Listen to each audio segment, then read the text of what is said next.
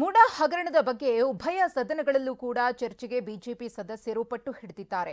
ಮೂಡ site ಅಕ್ರಮದ ಬಗ್ಗೆ ನಿಲುವಳಿ ಮೇಲಿನ ರೂಲಿಂಗ್ ಮರುಪರಿಶೀಲನೆಗೆ ವಿಪಕ್ಷ ಬಿಜೆಪಿ ಕೋರಿದೆ.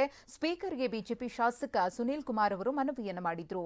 ವಿಧಾನ ಪರಿಷತ್ನಲ್ಲೂ ಬಿಜೆಪಿ ಸದಸ್ಯರು ಚರ್ಚೆಗೆ ಅವಕಾಶ ಕೊಡಲೇಬೇಕು ಅಂತ ಆಗ್ರಹಿಸಿದ್ರು. ಆದರೆ ರಿಜೆಕ್ಟ್ ಮಾಡಿದ ಮೇಲೆ ಚರ್ಚೆಗೆ ಅವಕಾಶ ಇಲ್ಲ ಅಂತ ಬಿಜೆಪಿ ಸದಸ್ಯರ ಮನವಿಯನ್ನ ಸಭಾಪತಿ ಬಸವರಾಜ ಹೊರಟ್ಟಿ ಅವರು ತಿರಸ್ಕರಿಸಿದ್ರು. ಉಭಯ ಸದನಗಳಲ್ಲೂ ಮೂಡ ಹಗರಣ ವಿಚಾರವಾಗಿ ಗದ್ದಲ ಏರ್ಪಡಿತು.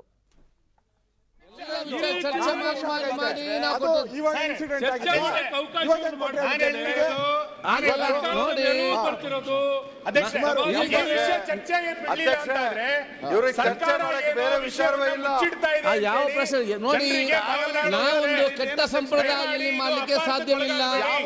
ಯಾವುದೋ 2 ವರ್ಷಗಳ ಹಿಂದೆ ಕೇಸ್ ತಗೊಂಡು ಇಲ್ಲಿ ಜುಡಿಷಿಯಲ್ ಎನ್ಕ್ವೈರಿಯನ್ನು ನಡೀತಿರುವಾಗ ಅಸೆಂಬ್ಲಿ ಸ್ಟಾರ್ಟ್ ಆಗಿ ನೀವು 8 ದಿವಸ ಏನು ಸುದ್ದಿ ಮಾತಾಡದೆ ಇವತ್ತು ವಿಚಾರಣೆ ಎತ್ತಿಕೊಂಡು ಇವತ್ತು ನೀವು ಅರ್ಜೆಂಟ್ ಕೊಡಿ ಅಂತ ಹೇಳಿದ್ರೆ ನಾನು ಕೊಟ್ಟರೆ ಅದು ಕೆಟ್ಟ ಸಂಪ್ರದಾಯವಾಗ್ತದೆ. ಇನ್ನು ಭವಿಷ್ಯದಲ್ಲಿ ಎಲ್ಲರೂ ಕೂಡ 1 ವರ್ಷ 2 ವರ್ಷ 3 ವರ್ಷ 4 ವರ್ಷ ವಿಚಾರಗಳನ್ನು ಇಲ್ಲಿ ಚರ್ಚೆಗೆ ತಗೊಂಡು ನೀವು ನಿಲುವಳಿ ಸೂಚನೆ ಮಂಡಿಸಿದ್ರೆ ನಾನು ಯಾಕೆ ಅದಕ್ಕೆ ಕಾರಣಕರ್ತನಾಗಬೇಕು? ಇದಿಲ್ಲ ನೋಡಿ, ಒಂದು ಕೆಟ್ಟ ಸಂಪ್ರದಾಯ ಅವಕಾಶ ಮಾಡಿ ನಾವು ಕೊಡಬೇಡಿ. ಬಹಳ ಸ್ಪಷ್ಟವಾಗಿರುವಂತದ್ದು. ಆದ ಕಾರಣ ಇವತ್ತು ಬಿಲ್ ಆಗಬೇಕು, ಬಿಲ್ ಅವಕಾಶ 85,000 ಜನ ಅರ್ಜಿ ಹಾಕೊಂಡು ಕಾಯ್ತಾ ಇದ್ದಾರೆ. 85,000 ಜನ ಅರ್ಜಿ ಹಾಕೊಂಡು ಕಾಯ್ತಾ ಜುಡಿಷಿಯಲ್ ಎನ್ಕ್ವೈರಿ ಆಗ್ತಿರುವಾಗ ನೀವು ಈಗ 85,000 ಜನ ಅರ್ಜಿಗಳು ಕಾಯ್ತಾ ಇದ್ದಾರೆ. ಏನ್ ಮಾಡ್ಲಿಕ್ಕೆ ಸಾಧ್ಯ? ಕನ್ವರ್ಷನ್ ಆಗೋಗ್ತದೆ, ಅಕ್ರಮವಾಗಿ ಕನ್ವರ್ಷನ್, ಅಕ್ರಮವಾಗಿ ಡಿನೋಟಿಫಿಕೇಶನ್, ಅಕ್ರಮವಾಗಿ ಸದನ ಚರ್ಚೆ ಮಾಡ್ಲಿಕ್ಕೆ ಕೊಡ್ಲಿಕ್ಕೆ ಕೂಡ ಕೆಲವು ನಿಯಮಗಳಿದೆ. ಚರ್ಚೆ ಆದ್ರೆ ಕೆಟ್ಟ ಸಂಪ್ರದಾಯವನ್ನು ಪ್ರಾರಂಭ ಮಾಡ್ಲಿಕ್ಕೆ ನಾನು ಇಲ್ಲಿ ಸರ್ಕಾರಕ್ಕೆ ಸಿಕ್ಕಾಕೊಂತಾರೆ. ನೀವೆಲ್ಲ ಸಹಕಾರ ಮತ್ತೆ ಅದನ್ನ ಚರ್ಚೆ ಮಾಡೋದು, ಮತ್ತೆ ಅಶೋಕ್ ಅವರು ಮತ್ತೆ ಅದನ್ನ ಚರ್ಚೆ ಮಾಡಕ್ಕೆ ಅಧಿಕಾರ ಇದೆ ಅಂತ ನಾವು ವಿನಂತಿ ಮಾಡ್ತಾ ಇದ್ದೀವಿ. ಪರಿಶೀಲನೆ ಮಾಡಿ ಅಂತ ಹೇಳಿದ್ರಿ, ಅದನ್ನು ಕೂಡ ನೀವು ಇದು ಮಾಡಿದ್ದೀರಿ. ಮತ್ತೆ ಏನು ಅದನ್ನ ಮತ್ತೆ ವಿಚಾರ ಪ್ರಸ್ತಾಪ ಮಾಡ್ಲಿಕ್ಕೆ ಆಗಲ್ಲ. ಫಸ್ಟ್ ತರಲಿಲ್ಲ, ಅಧಿವೇಶನ ಪ್ರಾರಂಭವಾದಾಗ ಫೈನಾನ್ಸ್ ಬಿಲ್ ಹಲವಾರು ಬಿಲ್ಗಳು ಪಾಸ್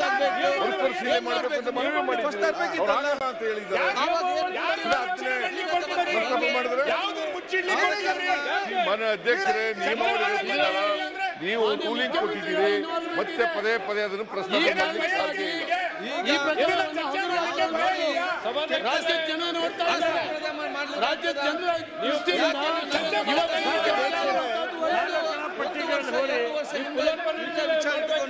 ಈ ರೀತಿ ಸಾಧ್ಯವಾಗ್ತದೆ. ಒಬ್ಬ ಮುಖ್ಯಮಂತ್ರಿ 1 ವರ್ಷ 2 ವರ್ಷ ಹಿಂದೆ ವಿಚಾರ ನಿಮ್ಮ ಸರ್ಕಾರವನ್ನು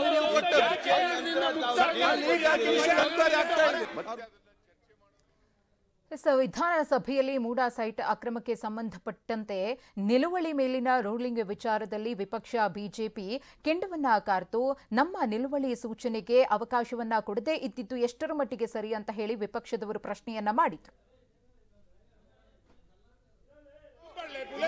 ಆಲೋಚನೆ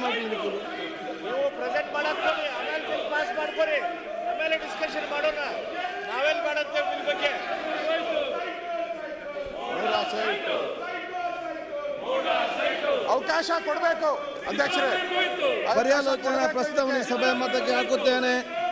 2024 ಸಾಲಿನ ಸರಕು ಮತ್ತು ಸೇವೆಗಳ ತೆರಿಗೆ ತಿದ್ದುಪಡಿ ವಿಧೇಯಕವನ್ನು ಪರಿಗಣಿಸುತ್ತದೆ ಎಂಬ ವಿಷಯವು ಸಭೆ ಮುಂದಿದೆ. ಪ್ರಸ್ತಾವದ ಪರವಾಗಿರೋ ಹೌದು ಎಂದು ಸೂಚಿಸಬೇಕು, ಪ್ರಸ್ತಾವದ ವಿರುದ್ಧವಾಗಿ ಇಲ್ಲ ಎಂದು ಸೂಚಿಸಬೇಕು. ಪ್ರಸ್ತಾವ ಹೌದು ಪರವಾಗಿದೆ ಎಂದು ಭಾವಿಸುತ್ತೇನೆ. ಪ್ರಸ್ತಾವ ಹೌದು ಪರವಾಗಿದೆ. ಪ್ರಸ್ತಾವಕ್ಕೆ ಅನುಮೋದನೆ ದೊರಕಿದೆ. ಈಗ ವಿಧೇಯಕವನ್ನು ಖಂಡವಾಗಿ ಮತಕ್ಕೆ ಹಾಕುತ್ತೇನೆ. 2 ರಿಂದ 4ರವರೆಗಿನ ಖಂಡಗಳು ವಿಧೇಯಕದ ಅಂಗವಾಗಿರಬೇಕೆನ್ನುವುದು ಸಭೆ ಮುಂದಿರುವ ವಿಷಯ. ಪ್ರಸ್ತಾವದ ಪರವಾಗಿರುವವರು ಹೌದು ಎಂದು ಸೂಚಿಸಬೇಕು, ಪ್ರಸ್ತಾವದ ವಿರೋಧವಾಗಿರುವ ಇಲ್ಲ ಎಂದು ಸೂಚಿಸಬೇಕು. ಪ್ರಸ್ತಾವ ಹೌದು ಪರವಾಗಿದೆ ಎಂದು ಭಾವಿಸುತ್ತೇನೆ. ಪ್ರಸ್ತಾವ ಹೌದು ಪರವಾಗಿದೆ. ಪ್ರಸ್ತಾವಕ್ಕೆ ಒಪ್ಪಿಗೆ ದೊರಕಿದೆ. 2 ರಿಂದ 4ರವರೆಗಿನ ಖಂಡಗಳು ವಿಧೇಯಕದ ಅಂಗವಾದವು. ಒಂದನೇ ಖಂಡ ಹೆಸರು ಮತ್ತು ಅವತರಣಿಕೆ ವಿಧೇಯಕದ ಭಾಗವಾಗಬೇಕೆಂಬುದು ಸಭೆ ಮುಂದಿರುವ ವಿಷಯ.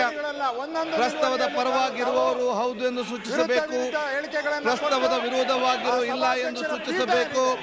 ಪ್ರಸ್ತಾವ ಹೌದು ಪರವಾಗಿದೆ ಎಂದು ಭಾವಿಸುತ್ತೇನೆ. ಪ್ರಸ್ತಾವ ಹೌದು ಪರವಾಗಿದೆ. ಪ್ರಸ್ತಾವ ಅಂಗೀಕರಿಸಲ್ಪಟ್ಟಿದೆ. ಒಂದನೇ ಖಂಡ ಹೆಸರು ಮತ್ತು ಅವತರಣಿಕೆ ವಿಧೇಯಕದ ಅಂಗವಾಗಿದೆ. ಮಾನ್ಯ ಸಚಿವರು ಅನ್ಯಾಯ ಮಾಡ್ತಾ ಇದ್ದೀರಾ ರಾಜ್ಯದ ಜನತೆಗೆ.